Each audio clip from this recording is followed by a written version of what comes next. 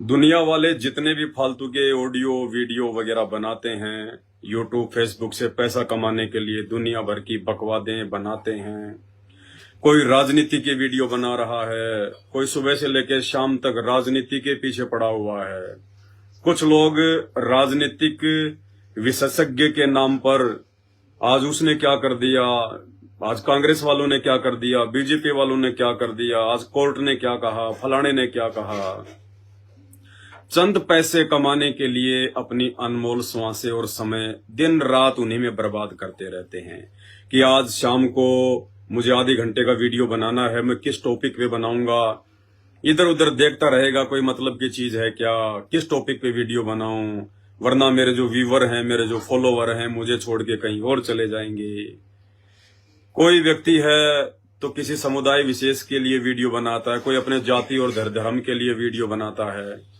कहने का मतलब है इस पूरी पृथ्वी पर अगर वर्तमान में मतलब के यदि किसी ने कोई वीडियो बनाए हैं तो वे हैं परम पूज्य सतगुरु रामपाल जी भगवान, जिनके सत्संग पूरे विश्व के लिए हैं, पूरी दुनिया के लिए हैं, पूरे विश्व के आत्म कल्याण के लिए हैं, उद्धार के लिए हैं।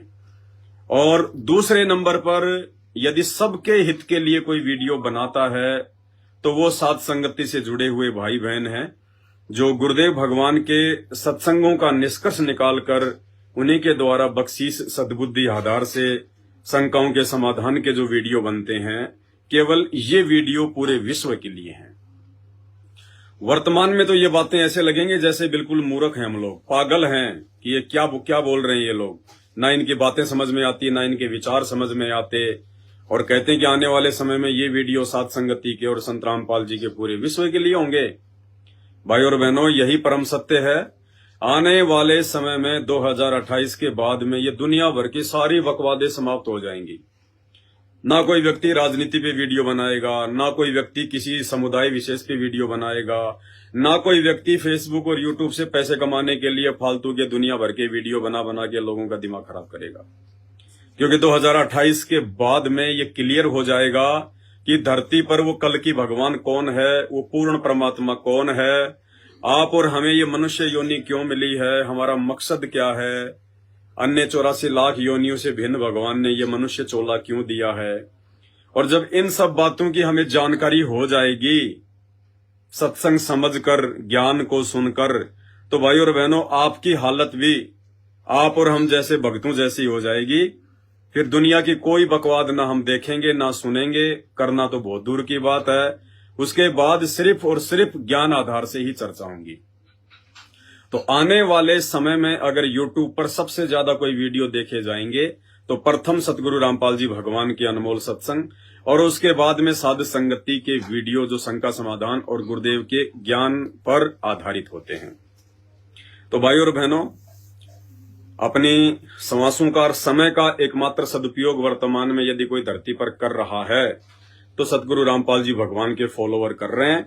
बाकी चाहे कोई कितना ही अरबपति हो, चाहे धनपति हो, चाहे कोई बिल गेट्स हो, चाहे अनिल अंबानी हो, चाहे मुकेश अंबानी हो, चाहे अडानी हो, चाहे ब्रह्मा विष्णु महेश हो, चाहे धरती का राजा हो, चाहे अमेरिका का राष्ट्रपति हो, सब के सब लोग बेगार कर रहे हैं। बेगार, बेगार एक हरियाणवी भाषा का शब्द है जिसका मतलब होता है अपना सब कुछ बर्बाद कर रहे हैं, कमाई कुछ नहीं कर रहे। उन्हें लगता है कि हम लोग पैसे कमा रहे हैं, हम लोग इज्जत कमा रहे हैं, कुछ नहीं कमा रहे। ये इज्जत और पैसे बड़ों बड़ों की यहीं पे धरी की धरी रह गई। आज वो गधे कुत्ते बन के घूम रहे हैं, नंगे घूम रहे हैं। आज उनको कोई जींस पहनाने वाला नहीं है, उनको कोई कुर्ता पजामा लाके देने वाला नहीं है।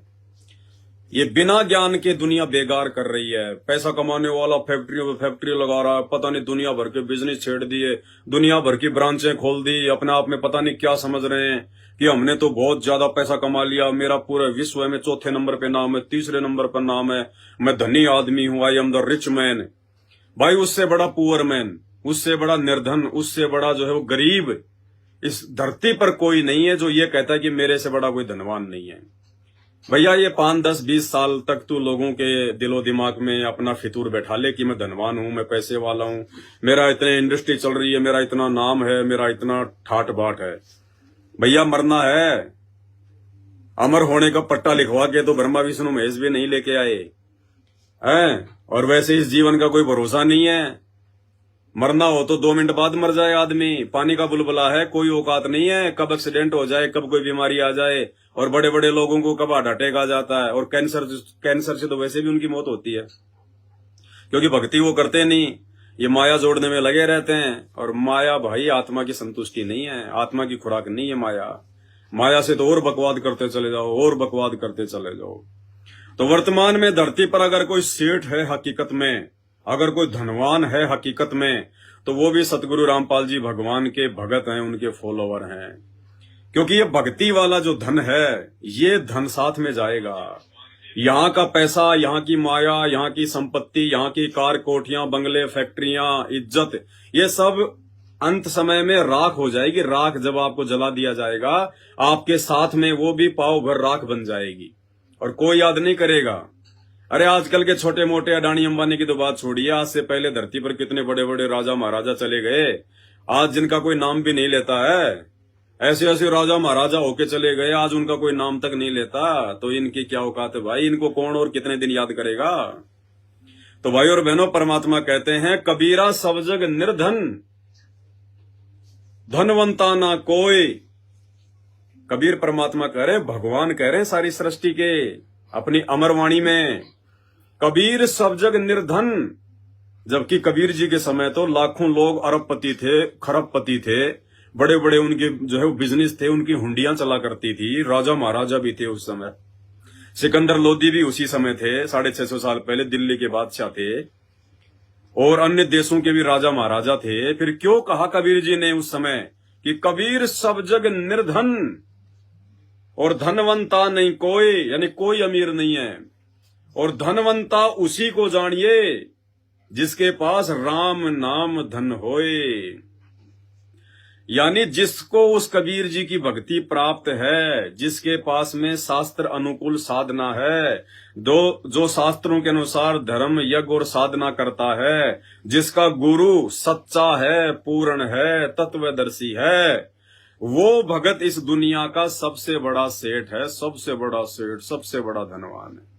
क्योंकि जब ये शरीर छोड़कर भगवान के दरबार में जाएंगे, यमराज के दरबार में जाएंगे, और वहां पे जब भगवान हिसाब किताब मांगेगा कि बेटा तेरे को ये अनमोल मनुष्य दे, ये मनुष्य शरीर, इस मनुष्य शरीर को प्राप्त करने के लिए तो देवी देवता भी रोते हैं, तरसते हैं, इस देही को देवा लोचे तू नर क्यों उकलाता, कि बेटा तूने विशेष, तू रोया धोया, तूने पता नहीं कितने जन्म तूने बर्बाद कर दिए, 84 लाख में तू कितने धक्के खा चुका, तब तेरी जो है बारंबार जो है तेरी प्रार्थनाओं पर तेरे को एक ये मनुष्य जन्म दिया। और तू क्या कह रहा था उस समय कि भगवान अब की बार अगर मनुष्य जन्म मिल गया तो केवल आपकी भक्ति करूंगा।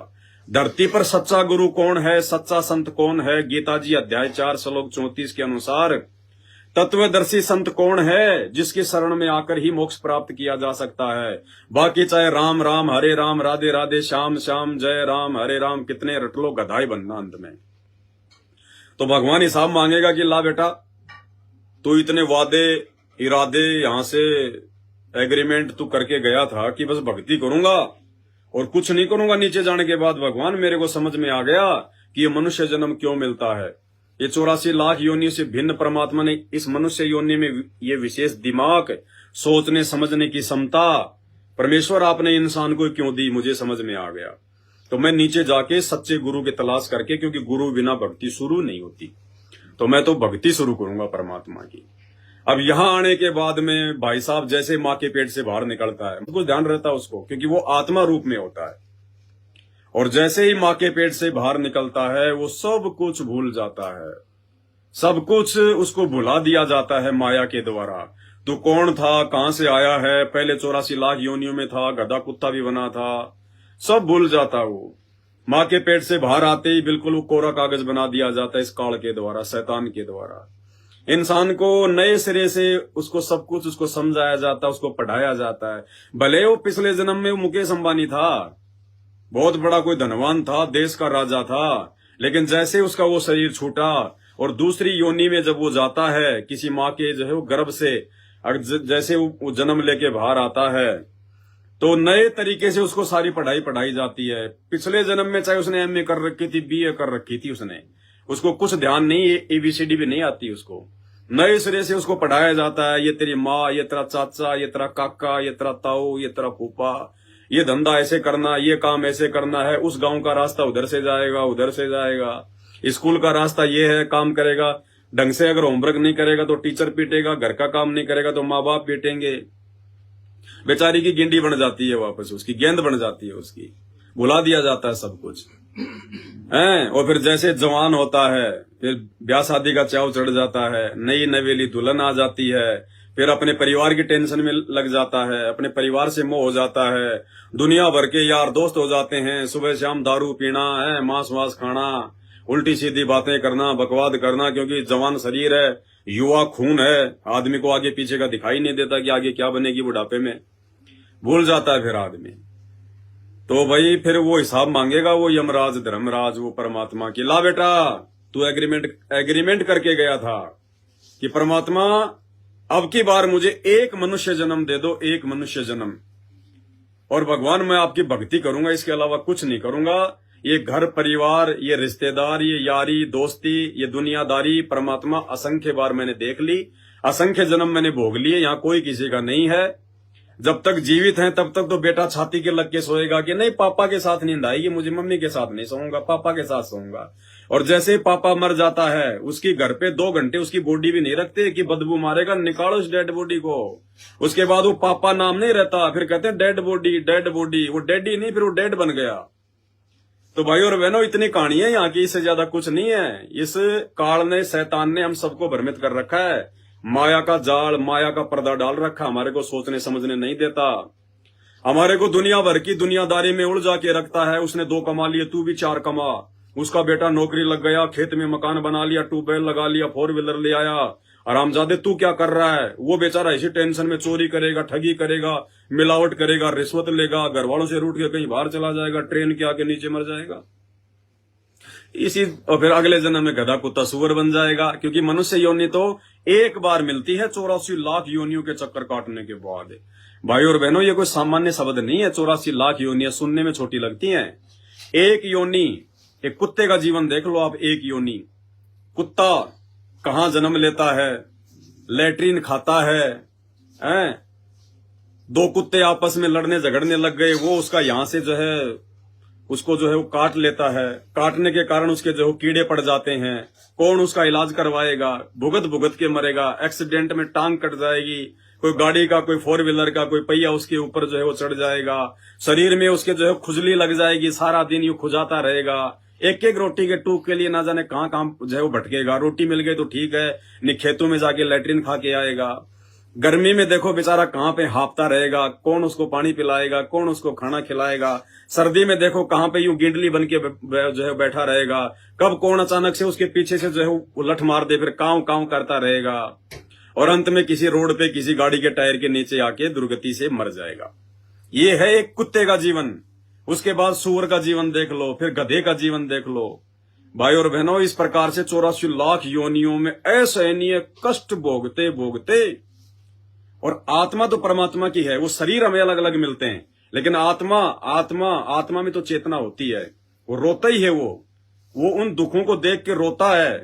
आप और हम तो मकान में एसी लगा के या हीटर लगा के रजाई ओढ़ के सो जाते हैं, और रात में बाहर जो कुत्ता जो सर्दी में बाहर बैठा हुआ है, जो बेचारा ठंड में ठिठुर रहा है, वो फिर रात के 12-1 बजे वो क्या करेगा? रोएगा। वो ऊपर मुंह करके कुत्ता रोता है ना।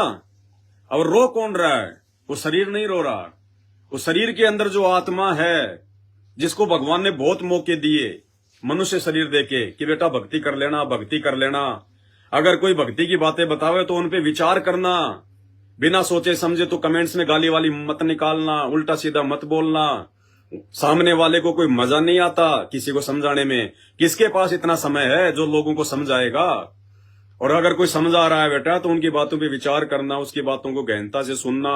वो किसके सत्संग सुनने के लिए तुम्हें बोलेगा? उस महापुरुष के सत्संग सुनना है। फालतू में किसी के साथ में राग द्वेष ईर्ष्या मत करना।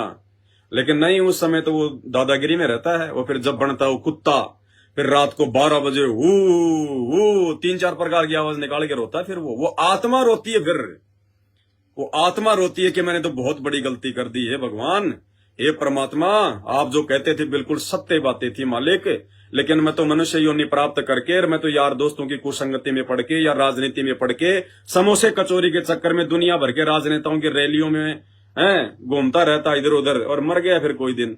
और अब ये गधा कुत्ता सुअर बन के अभी ऐसे नहीं कष्ट भोगने पड़ रहे हैं।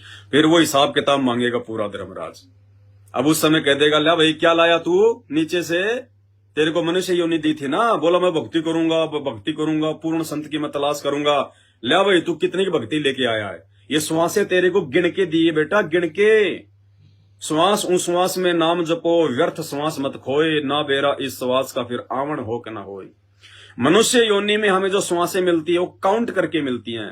किसी को 20 करोड़, किसी को 1 करोड़, तो किसी को 5 लाख, तो किसी को जो है 10 लाख, तो किसी को 5 ही मिलती हैं।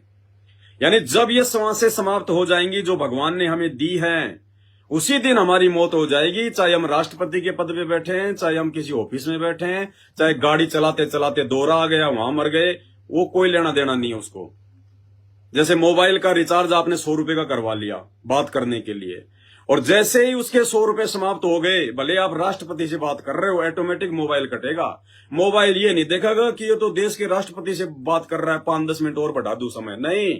जितना रिचार्ज है वो उतनी बात करवाएगा, चाहे किसी भिखारी से बात करो, चाहे किसी राष्ट्रपति से बात करो। इसी प्रकार उस परमेश्वर ने हमें जो गिन के ये श्वासें दी हैं, ये उतनी ही चलेंगी जितनी दी गई हैं।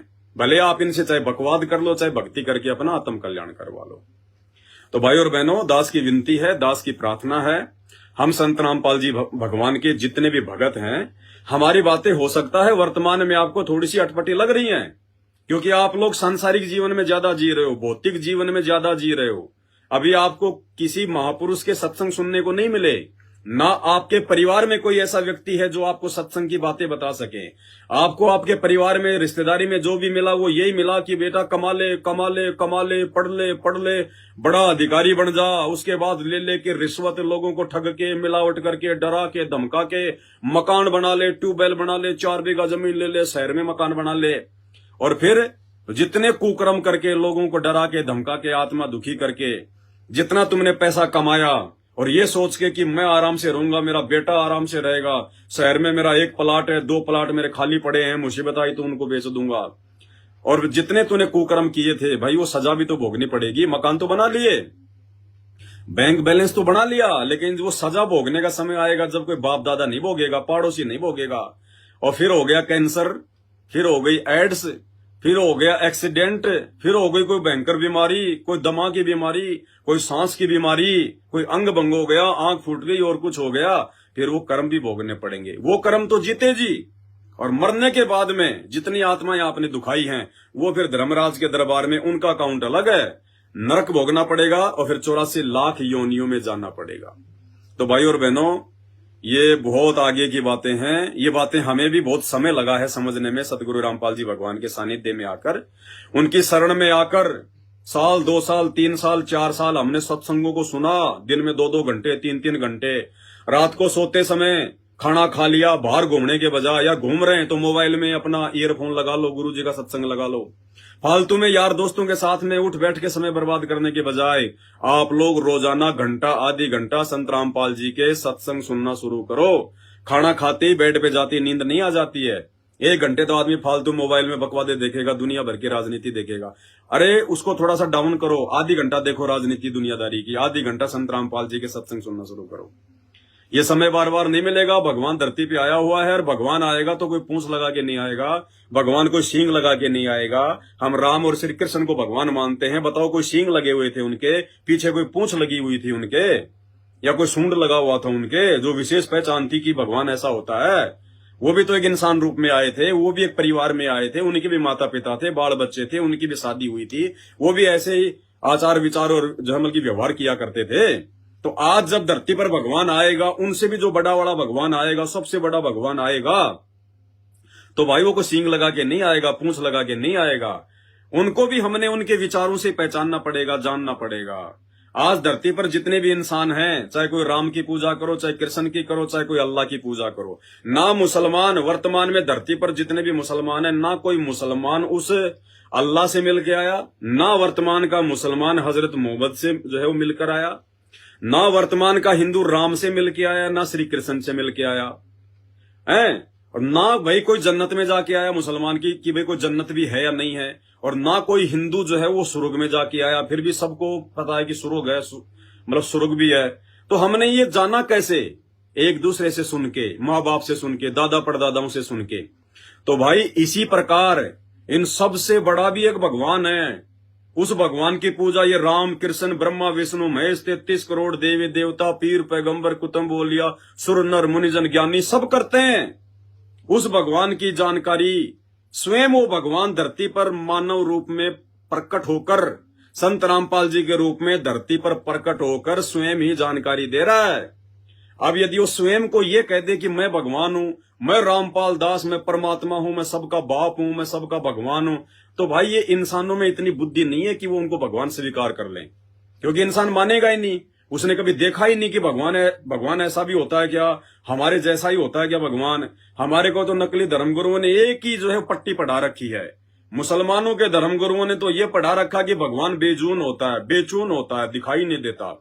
हिंदुओं के धर्मगुरुओं ने एक ही पट्टी पढ़ा रखी है कि भगवान निराकार है, निराकार है, दिखाई नहीं देता। अरे जब मुसलमानों तुमने अल्लाह को देखा ही नहीं, और हिंदुओं जब तुमने भगवान को देखा ही नहीं, तो ये क्यों कह रहे हो कि भगवान है?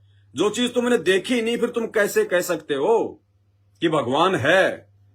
लेकिन भगवान है, उसकी जानकारी हमारे धर्म ग्रंथ देते हैं, हमारे शास्त्र देते हैं। ये गीता जी, 4 वेद, 18 पुराण, 6 शास्त्र, मुसलमानों की 4 किताबें, तौरेत, जबूर, इंजिल, और ये कुरान मजीद, ये कुरान शरीफ, और दुनिया भर की ये मतलब हदीसें, ये क्यों बनाई? ये किसने बनाई? है मनोरंजन के लिए नहीं बनाई। इनमें अल्लाह की जानकारी है, भगवान की जानकारी है वो एक ही। मुसलमान उसको अल्लाह कह देंगे, हिंदू उसको भगवान कह देंगे, अंग्रेजी में उसको गॉड कह देंगे। अब एक बात बताओ, आप अमेरिका में जाओगे, अब अमेरिका में कोई हिंदी जानता नहीं है, उन्होंने भगवान का नाम रख लिया गॉड। अब हिंदुस्तान में लोग अंग्रेजी नहीं जानते, उन्होंने भगवान का नाम रख लिया जो है मतलब जो है वो भगवान। मुसलमानों ने अपने उर्दू के हिसाब से रख लिया उसका नाम अल्लाह।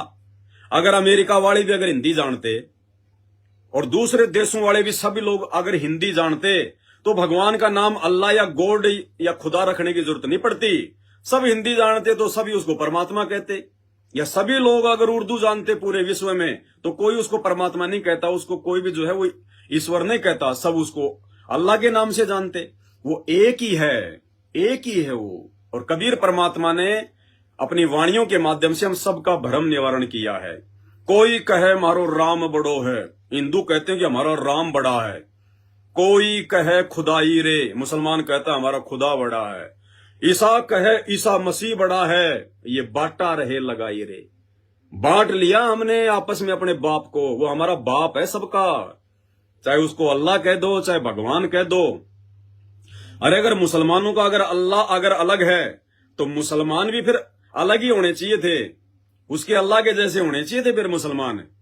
और हिंदुओं का भगवान अगर मुसलमानों के अल्लाह से अलग है, कोई हिंदू अगर ऐसा समझता है, तो फिर हिंदू धर्म में जितने भी स्त्री पुरुष जो मतलब मानव शरीर में जो जन्म लेते हैं, वो फिर मुसलमानों के जैसे नहीं होने चाहिए थे। अगर मुसलमान का नाक आगे है, तो हिंदू का फिर पीछे होना चाहिए था, क्योंकि उनका भगवान अलग है, वो अपनों को अपने हिसाब से बनाएगा। अरे जैसे एक तो मतलब टाटा कंपनी है और एक है मतलब महिंद्रा कंपनी। अब दोनों का मॉडल सेम नहीं होता। महिंद्रा ने अगर स्कॉर्पियो बना दी, तो टाटा स्कॉर्पियो नहीं बनाएगा सेम टू सेम, टाटा फिर टाटा सफारी बनाएगा। तो इसी प्रकार अगर मुसलमानों का अल्लाह कोई अलग है, तो मुसलमानों का नाक पीछे होना चाहिए था, मुसलमानों का मुंह जो है वो पेट में होना चाहिए था। और हिंदुओं का भगवान अलग है, तो उसकी डिजाइन अलग होनी चाहिए थी हमारी। तो भाई और बहनों, ये हमारी खाली दिमाग की थोती कल्पनाएं हैं।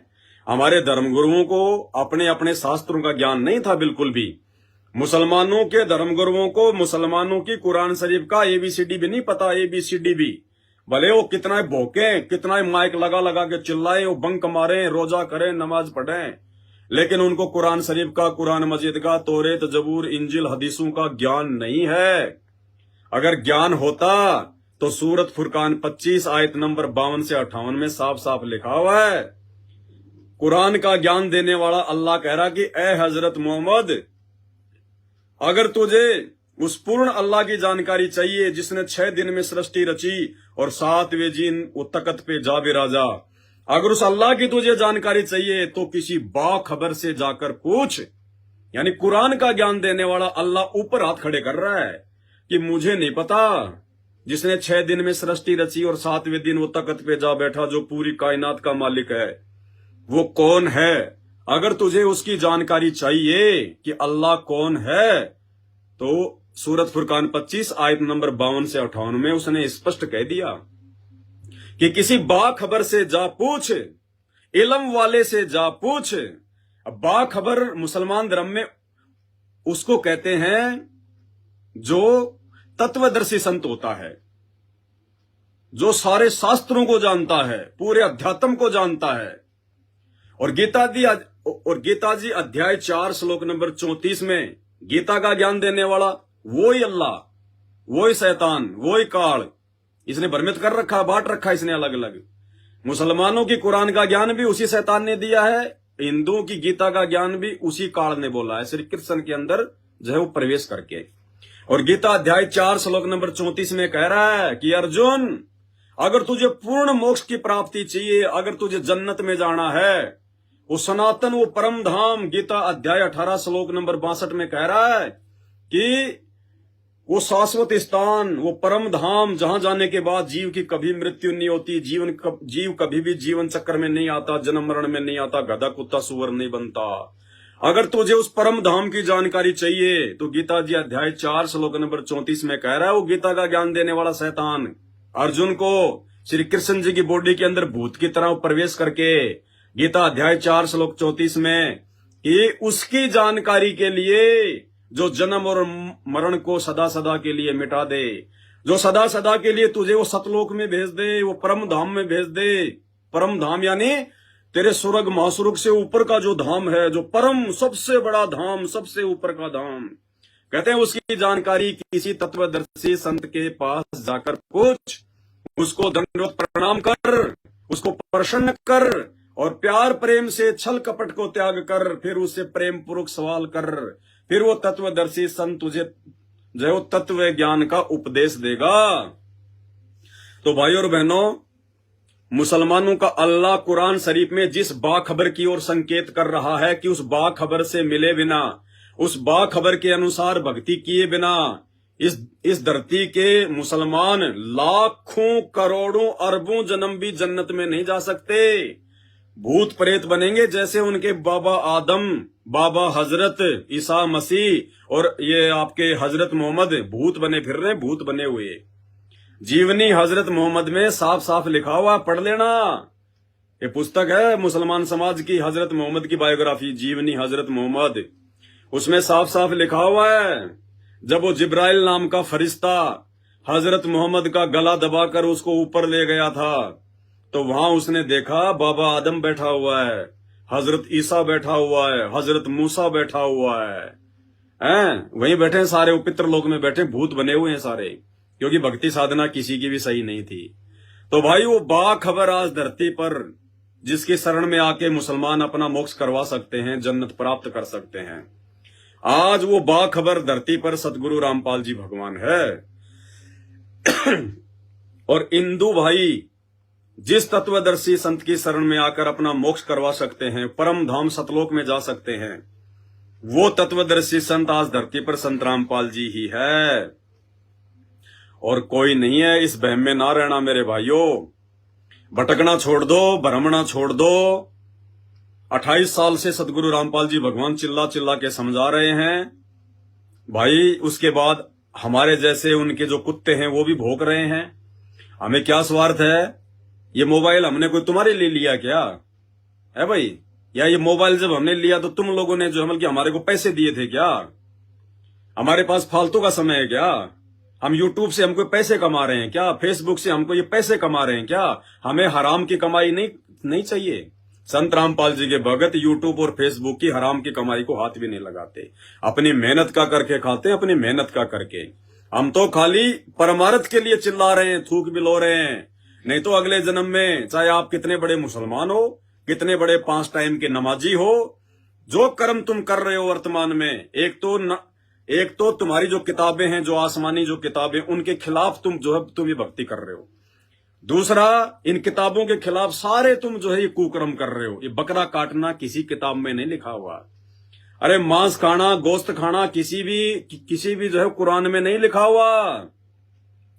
हजरत मोहम्मद ने कभी जिंदगी में गोश्त नहीं खाया, और हजरत मोहम्मद के 1,80,000 उनके फॉलोवर थे उस समय, उनके भगत है, उन्होंने भी एक ने भी कभी मांस नहीं खाया। और हजरत मोहम्मद ने भी यही कहा था कि मांस खाना, ब्याज लेना, शराब पीना मुसलमान के लिए हराम है, हराम। और जो चीज मुसलमानों के लिए हराम थी, आज मुसलमान सबसे ज्यादा वही काम कर रहा है। ऐसे ही हिंदू समाज के अंदर बीड़ी, सिगरेट, गुटखा, पान मसाला, तमाकू, शराब, मांस बिल्कुल वर्जित है। अगर कोई छू भी लेता है इनको, वो सीधा नरक में जाएगा, नरक में। लेकिन आज देखो, आज हिंदुस्तान में मुसलमानों की जितनी भी मीट की दुकानें, वो हिंदुओं ने मीट का भाव महंगा कर रखा है। मुसलमानों से ज्यादा हिंदू खाने लग गए। तो भाई और बहनों, आप समझो इन सब बातों को। ये चीजें बताने का हमें कोई विशेष कोई जोमल की तनख्वाह नहीं मिल रही, कोई सैलरी नहीं मिल रही। समझ जाओगे तो तुम्हारा भला है।